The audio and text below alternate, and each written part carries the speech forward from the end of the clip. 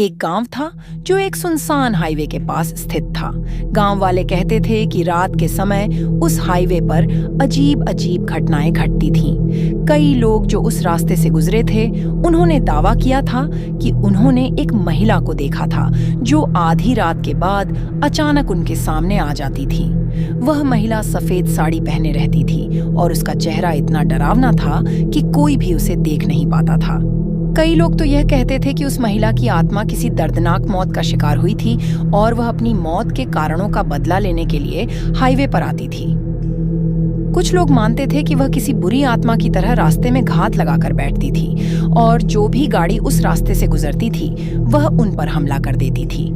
एक रात एक युवक जो शहर से अपने गांव जा रहा था, उसने इस हाईवे को पार करने का फैसला किया।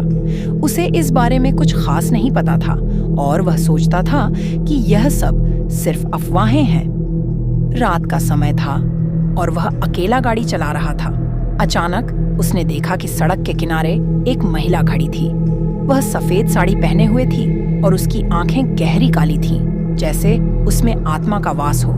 वह डर के बजाय अपनी गाड़ी को और तेज चलाता है, लेकिन महिला उसके सामने आ जाती है और उसकी गाड़ी को रोकने की कोशिश करती है।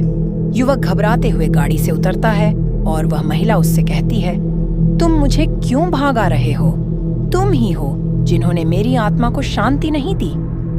युवक सिहर उठता है और फिर डरते डरते उस महिला से पूछता है, तुम कौन हो और क्यों मुझे परेशान कर रही हो? महिला की आंखें अचानक बदल जाती हैं और वह बोली, मैं उसी सड़क पर मारी गई थी। तुम्हें मेरे जैसे लोगों का दर्द महसूस होना चाहिए।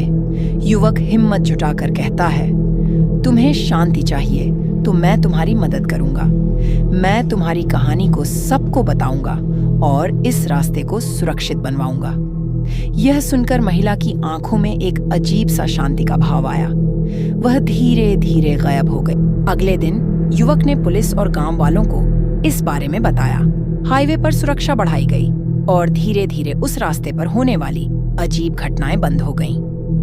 कई सालों बाद उस गांव के लोग कहते हैं कि उस हाईवे पर अब कोई अजीब घटना नहीं होती और अब कोई महिला नहीं दिखाई देती, लेकिन लोग आज भी उस सड़क के बारे में डर के साथ बात करते हैं और मानते हैं कि कभी-कभी आत्माएं सच्चाई के लिए लड़ती हैं। अगर आपको ये वीडियो अच्छी लगी हो तो लाइक और सब्सक्राइब जरूर करें ताकि आने वाली वीडियो आप सबसे पहले देख सके। धन्यवाद।